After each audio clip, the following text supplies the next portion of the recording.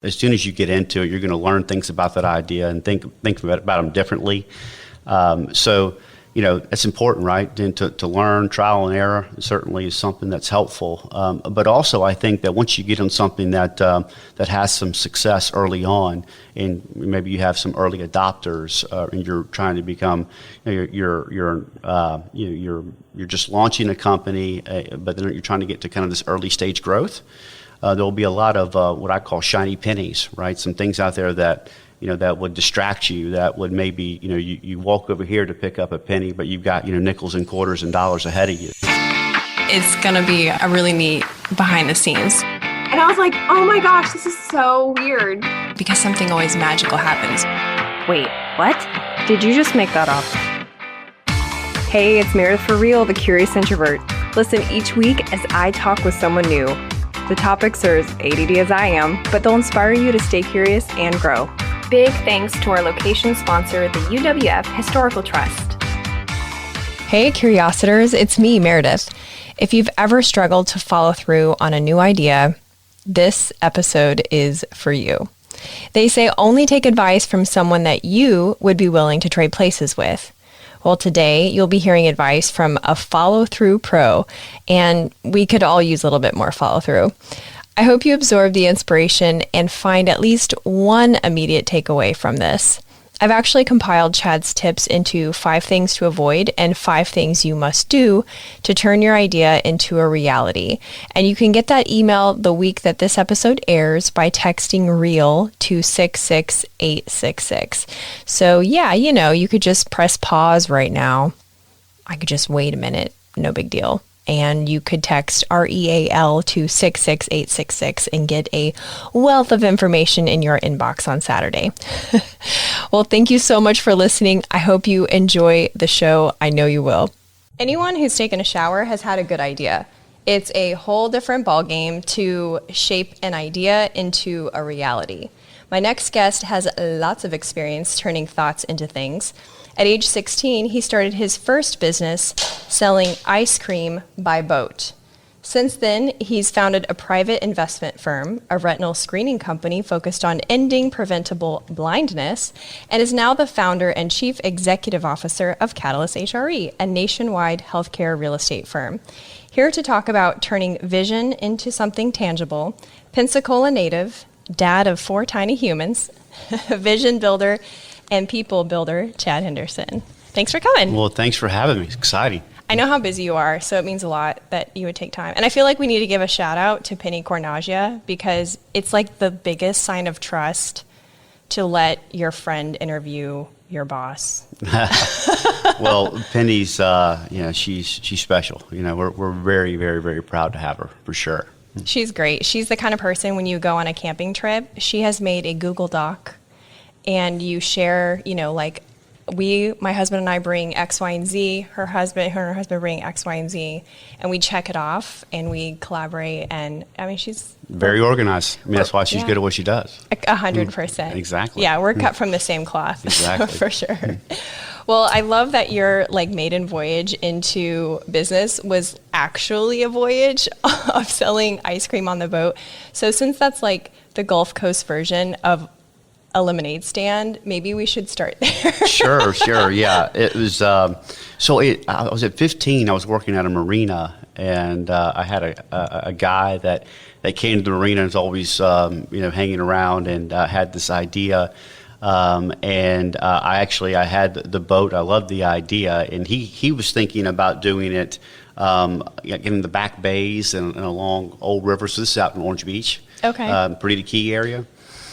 And so then we started that, and then I had the idea maybe of taking it over to the beach side. And so for maybe 4 years, every summer, between college, I would have some buddies down, and we grew it into a 3 or 4 boat operation. And it was every day of the week we would sell. Ice cream was prepackaged stuff, right? So it was like bomb pops and things like that. And we go up and down the beach, and sure enough, these folks were from out of town, so had the music playing up towards the condos and the whole deal, and they would, kids would run out into the water, and, I think my average product was 17 cents, and we were selling for $2 a pop, so it was It was awesome. And by the time they got tired of being annoyed, from the ice cream music, of course, they went back to Birmingham or Nashville, and a new set of family would come in and think it was really cool. And it worked out well. And so, it was a lot of fun. And you never had to get any permits for that. You just kind of... You did have to have a business license, but, I learned because you were kind of behind this like maritime law thing. I can't remember exactly. You didn't have to have, another type of license. So it was great. I mean, I had a bunch of fun, learned a ton, actually, at a young age. It was really, really, really fun time. Yeah, it sounds like fun. I wish that I had access to ice cream when I was on the beach now. That would have been great. Well, I mean, I'm sure there's somebody that listen to this and pick it up from where I left off. But it was a lot of fun. I mean, we, and then, of course, you got into college. And, of course, whatever money we made that day, we spent a lot of it at the Floribama that night. Of course you did. Of course we did. I'm glad to hear that, because then that tells me, like, you were a normal person. Oh, it was completely normal. Are you the kind of person that ideas just flow through your head all the time, nonstop?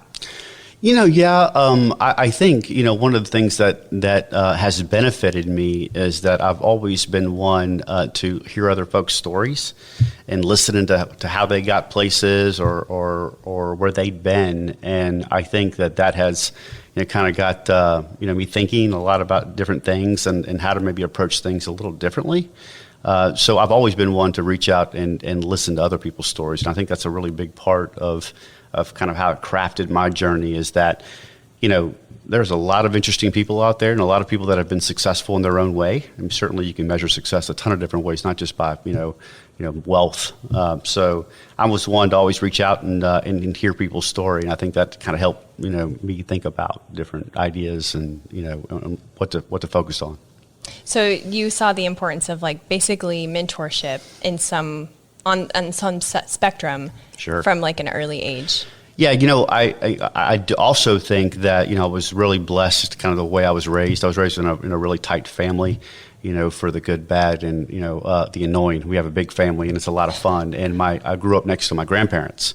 And my papa was always a huge inspiration to me. But I think it was very telling that, and I actually say this in our company today, we want to have a really high say-to-do ratio, right? You want to, do what you say and say what you do. And I think, kind of like timeless characteristics, of honesty and doing right by people can take you a long way. So I think that, coupled, with, having mentorships in business that, can really, help share stories. And I had one, he's still a great mentor to me today, but he told me, he said, Chad, he says, I've walked around the front yard for a long time, and I've stepped on a whole bunch of rakes.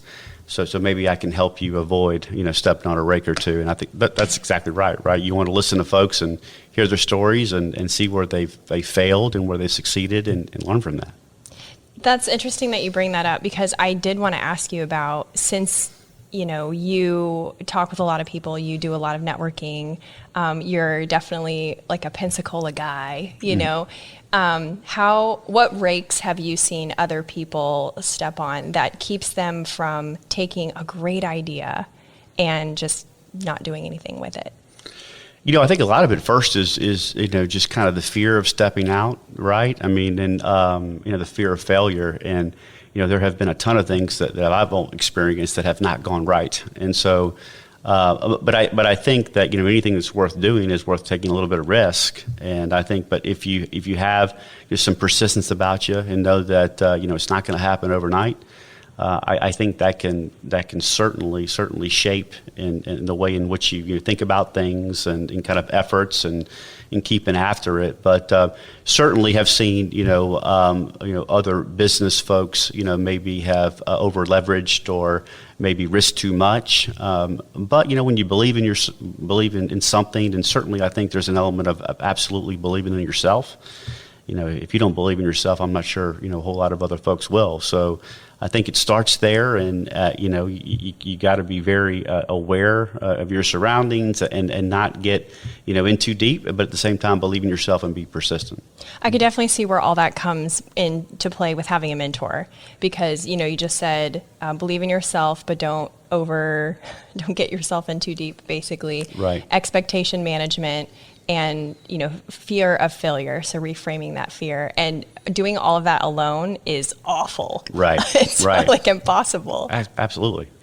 Do you feel like how can people who are wannabe entrepreneurs, maybe in a 9-to-5 right now, reframe failure, or even maybe test the waters so that it's less of a sting if they want to try out one of their ideas? Right. So I think that, in anything that you do with an idea, I mean, some of the things that I think about is that maybe start small, right? I mean, so you're going to, bites at the elephant, don't eat it all at one time, but start small. But if you build something that you maybe have some scale to, or some iterative growth, right? Just so, don't do something that is one-off, something that you can build upon, right? Start small, think big, but build something that you can scale. And scale can mean a lot of different things, right? It can mean by scale from a geography perspective, from a volume perspective, from an efficiency perspective. There's a lot of things that encompass scale, but I think thinking big is great, but I think starting small is important. So almost like pick the idea that has the smallest barrier of entry, so that you can do it, but still have that 9-to-5. Well, maybe. I think that, there are a lot of things that kind of factor into kind of the leap of faith, right? But there's nothing wrong with keeping the 9-to-5 and starting on the side and trying to create momentum and learning from your mistakes. And certainly, that idea that you may have, it's gonna augment, it's gonna change. I mean, there's some, as soon as you get into it, you're gonna learn things about that idea and think about them differently. So, it's important, right? And to learn, trial and error certainly is something that's helpful. But also, I think that once you get on something that has some success early on, and maybe you have some early adopters, and you're trying to become, you're just launching a company, but then you're trying to get to kind of this early stage growth. There'll be a lot of what I call shiny pennies, right? Some things out there that that would distract you, that would maybe, you walk over here to pick up a penny, but you've got, nickels and quarters and dollars ahead of you. So I think to being disciplined, I always say in our organization, I love our entrepreneurial spirit. We have a great spirit about our company, but we're grounded in core values. We have purpose, but entrepreneurial spirit coupled with discipline, it's pretty powerful, right? I mean, just have a discipline about you, to make sure that you're persistent, you believe in what you're doing, and you're getting after it. I agree. From what Penny has shared with me about how you do your organization, you don't seem to be, as a whole, getting ahead of yourself. Like, there seems to be time carved out for communication, time carved out for personal development, time allowed to let your employees go to different conferences. And I can kind of see where that supports what you're saying, that success of turning a thought into a thing is kind of an inside job. Right. Well, I certainly think that, when you get something going, to have a cadence or a rhythm, to your company, and set time aside to work on your business as opposed to always just working in your business. Yeah. We talk about in our organization how important, personal and professional growth is. And if you're not, investing in your folks and in yourself, I mean, you're really holding back, the capabilities and the potential, of a group of individuals that are all rowing in the same direction of what we can accomplish. So, I think having a rhythm to that, and a cadence to that of how you communicate, and how you maybe set goals and talk about, what's working and what's not working is extremely important. So going back to the mentorship aspect of what you're saying, now that we're all doing things virtually, actual networking events aren't really a thing right now. It's tough. And obviously having those mentors are a critical part of being able to unpack some of these things that you're talking about. Who's your mentor now, and how would you recommend in quarantine that people seek out a mentor or mentors? Right. Well, I have a lot of different mentors about a lot of different things in my life. Unfortunately, with technology and everything else, there's a lot of easy ways to communicate now, right? So I think that, but setting time aside to do that is important. And when I talk about working on your business as opposed to working in your business, I mean, you can't always just stop in the middle of something you're doing. But I mean, to take mental notes and say, this is a challenge and this is a hurdle and this is something that I like to talk with somebody that's had this type of experience it's important, and you got to set time aside, to do that and to think ahead. So again, there's several mentors from a business perspective, from a leadership perspective, from a personal perspective. But having a rhythm and touch points on that is important too, right? To set aside time and taking mental notes along the way to make it meaningful. To ask about what things have worked and what they haven't worked. When we start, we have a quarterly rhythm to our company, and the first thing that we do when we break out is, okay, tell me about what's going great in your life. What is what's working in our organization and what's not working in our organization. Being honest about that. And I think you can kind of take that same type of approach to a lot of things in life. And then if you're making mental notes along the way, so when you get that opportunity to talk to your mentor, it's meaningful, and you can really share some experiences that haven't gone your way, and maybe things that have, and learn from both. So you have that expectation management again with what does that mentorship relationship look like? Sure. Is that, just shooting the breeze over a beer, or is it more purposeful like Right. What you're talking about? Exactly. Who do you consider your mentors now? Well, certainly, in Pensacola, it's hard not to look up to Quint Studer with what he has done. It's been great to get to know him and to see his journey. I love what he's doing for our community and really just our downtown. Yeah. With some of initiatives with Studer Community Institute, and me being able to be involved with that has been great. Growing up, my grandfather was, a huge mentor to me. But I've always had this strong family sense about me that I've learned a lot from. And then when I was young, coming out of college, I had an opportunity to meet a lot of different business owners, and I established a ton of mentors. So I really can't pick out one that is, a tremendous mentor. In our industry of healthcare real estate, there's a CEO of a publicly traded company that's always been helpful to me. And I reach out and ask all sorts of questions. And his name is John Thomas. He's been a great mentor to me. That's really cool. How would you recommend somebody, maybe even somebody at your organization, finding a good fit for them mentor-wise? Hey everyone, just a quick interruption to show gratitude to our sponsors and give you some special deals. So I don't have kids, but I also want to tell you about It's Your Magazine. They're a national family-centered publishing company with free parent magazines. They have parenting advice, events, and inspiration. I'm actually in a networking group with the publisher, and this guy is all about family. You can view a free magazine in cities in Texas, Oregon, Washington, and Florida by checking them out at itsyourmagazine.com. The UWF Historical Trust. We shoot the show at the Museum of Commerce and the Pensacola Museum of History, and it's not just an amazing step back into the 18 and 1900s, but it's an event space too.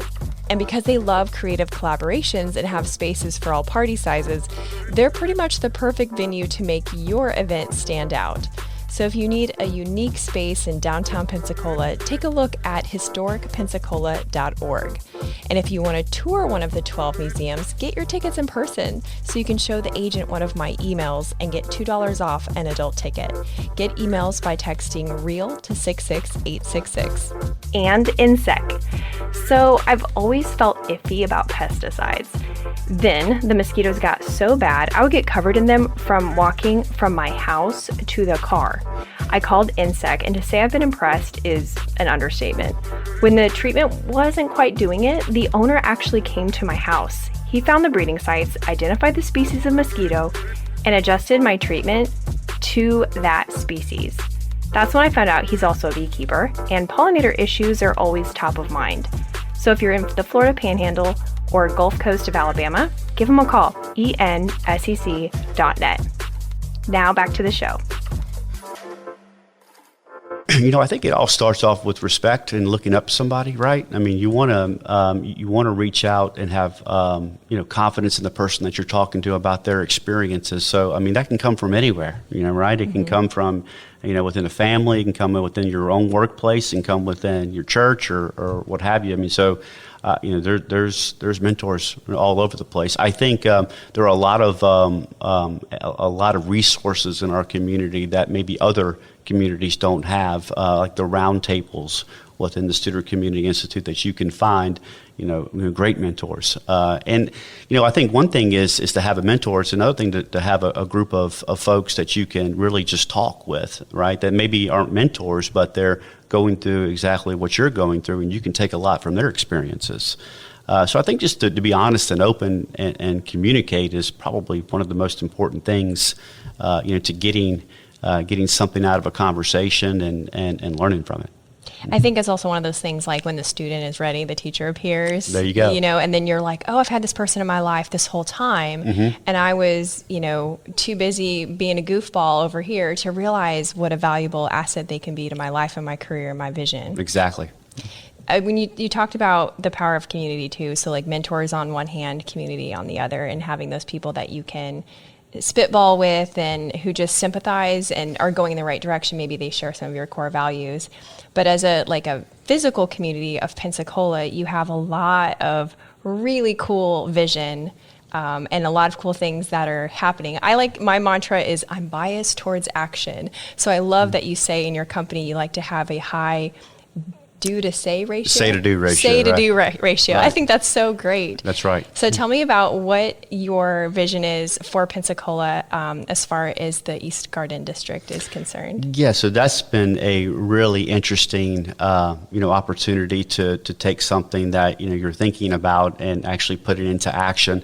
Lucky enough, actually lucky and sometimes not so lucky when you have to travel for work. And so, in our core business of healthcare real estate, we have assets across 20 states, so we find ourselves traveling quite a bit.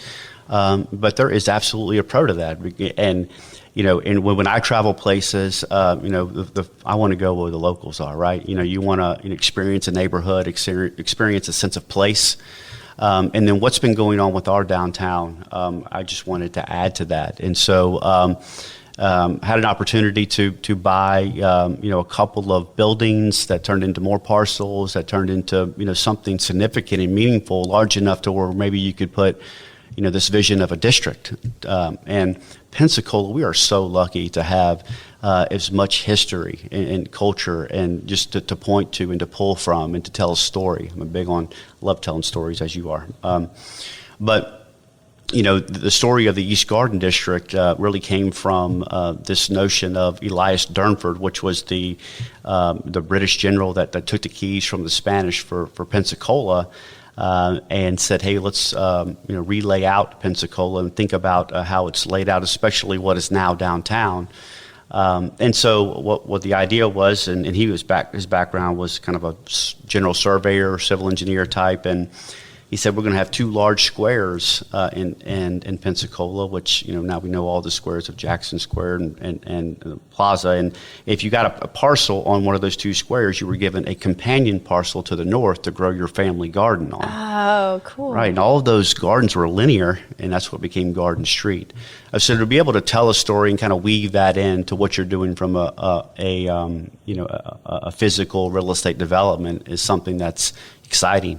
But just the kind of the principles of a vibrant downtown does great things for all of us, right? So walkability, connectivity, all of those things are really, really important, when you're building a vibrant downtown. And so some of the places that not only me but others that are involved in the development have been and take great experiences from, we're trying to apply that to this development. So it'll be grounded with a lot of great food and beverage experiences and hospitality and so forth, and office, but mainly, kind of centered around what we're calling a street diet, which is we're taking the road of Jefferson Street between Chase and Garden Street, and we're narrowing it. Right now, that road is extremely comfortable for cars and very uncomfortable for people. We'd love to switch that, right? We want to make it very comfortable for people, still have vehicular access, but the walkability of that and kind of the ground floor activation of all the buildings, again, to create this vibrancy is something that's important. And really, over there at Perfect Plain has done a great job. DC Reeves has done a great job, creating a place for folks to gather, and we want to build from that. That's so interesting. I really expected you to say, when I asked you that question, I expected you to be like, well, I have a vision of a restaurant and I have a vision of a X business and Y business. And you did mention those things, but that wasn't like the first thing that you mentioned. And I kind of see that as a pattern of people that have great vision is that they start with the macro. It's like an inverted triangle, and then they work down to the micro. Right.